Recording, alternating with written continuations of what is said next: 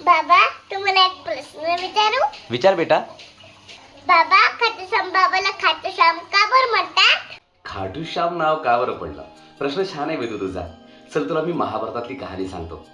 ज्यावेळेस महाभारताचं युद्ध सुरू होणार होतं ना, त्यावेळेस कौरव आणि पांडव यांच्यामध्ये युद्ध. त्या युद्धामध्ये कोण जिंकणार याची सर्वांना आशा लागली की आता कौरव जिंकेल की पांडव जिंकेल. पांडवांकडून श्रीकृष्ण म्हणजेच पांडव जिंकणार याची खात्री होती. परंतु मध्येच कोणीतरी आलं, तो म्हणजेच भीमचे पुत्र घटोत्कचचे पुत्र बर्बरिक. बर्बरिक जवळ 3 बाण होते. या 3 बाणामध्ये संपूर्ण सृष्टी नष्ट करण्याची ताकद या 3 बाणामध्ये होती. आणि बर्बरिक घरून त्यांच्या आईचा आशीर्वाद घेऊन निघालेत. त्यांनी आईचा आशीर्वाद घेतला आणि म्हणाले की आई, मला जे 3 बाण मिळाले आहेत याचा मला वापर करायचा आहे. आई म्हणाली की वापर कसा करशील, कुठे करशील? तेव्हा बर्बरिक म्हणाले की मला आता जे महाभारताचं युद्ध होणार आहे त्याच्यामध्ये मी वापर करेन आणि जो हारेल त्यांच्याकडून मी वापर करेन. आईने तथास्तु म्हटली. जो हारेल त्यांच्याकडून तू उभा राहा. आणि घटोत्कचचे पुत्र बर्बरिक निघाले युद्धासाठी. यावेळी श्रीकृष्ण यांना माहिती पडलं की बर्बरिक ही युद्ध लढण्यासाठी येणार आहेत आणि जो हारेल त्यांच्याकडून लढेल. श्रीकृष्णाला विचार पडला की आता कसं करायचं?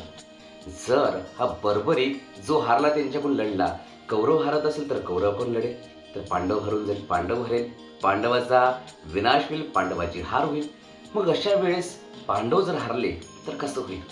त्यामुळे श्रीकृष्णाने एक विचार लढवला. त्यांना वाटलं की आता काय करायचं, तर चला आपण बर्बरिकला आपण एका प्रश्नामध्ये पकडूया. आणि बर्बरिकला पकडण्यासाठी श्रीकृष्ण निघाले एका वेशामध्ये, पंडितीच्या वेशामध्ये. आणि मध्येच त्यांना पकडलं आणि म्हटलं की मला तुमची परीक्षा घ्यायची आहे. त्यावेळेस बर्बरिक तयार होते.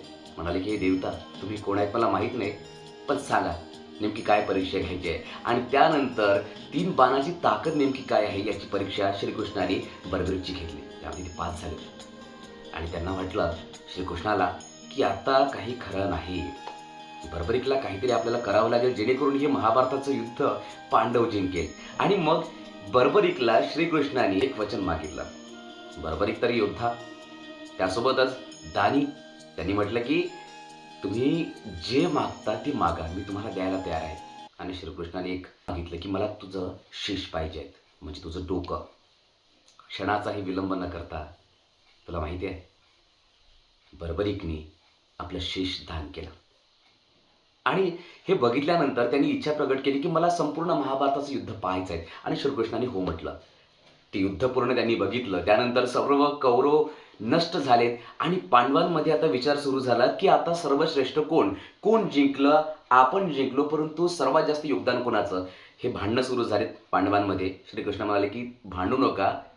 बर्बरिकने सर्व युद्धाचं सर्व नजारा पाहिलेला आहेत, सर्व युद्ध त्यांनी पाहिलेलं आहेत. आपण त्याला विचारूयात की नेमकं कोण याच्यामध्ये जास्त भारी होतं.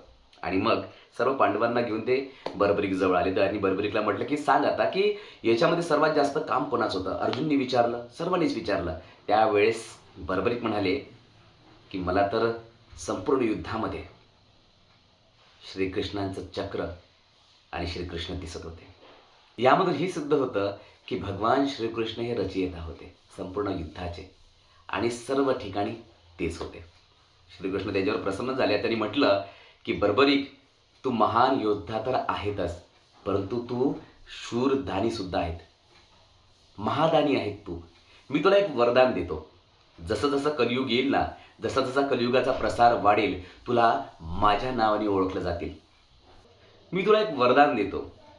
ज्यांच्या नशिबामध्ये काही लिहिलं असेल ना, मी लिहून ठेवलेलं असेल, ते नशीब सुद्धा बदलण्याचं वरदान मी तुला देतो. ज्यांचं नशिबामध्ये दुःख लिहिलं असेल तर तुझ्या आशीर्वादाने ते दुःख सुद्धा नाहीसं होतील. म्हणजेच नशीब पलटवण्याचं काम सुद्धा तू करू शकशील. जो तुझ्या दरबारात येईल तो सुखी होऊन जाईल, हे वरदान सुद्धा दिलं. आणि ज्या गावात ते शीश सापडलं ना, ते होतं खाटू गाव. म्हणजेच श्यामजींचं मुख खाटू गावात सापडलं आणि म्हणूनच त्यांना तेव्हापासून खाटू श्याम या नावाने ओळखलं जातं. चला तर मित्रांनो, ही होती श्यामबाबाची कहाणी. खाटू श्याम नाव कसं पडलं? अजून बऱ्याचशा कहाणी आहेत, ते तुम्हाला सांगत राहील, परंतु पुढच्या व्हिडिओमध्ये. तर तुम्ही सबस्क्राईब करायला विसरू नका जर तुम्ही यूट्यूबवर असाल. तुम्ही फॉलो करायला विसरू नका जर तुम्ही इंस्टाग्रामवर असाल. आणि ओम श्री श्याम देवाय नमः किंवा जय श्री श्याम लिहायला विसरू नका. नमस्कार.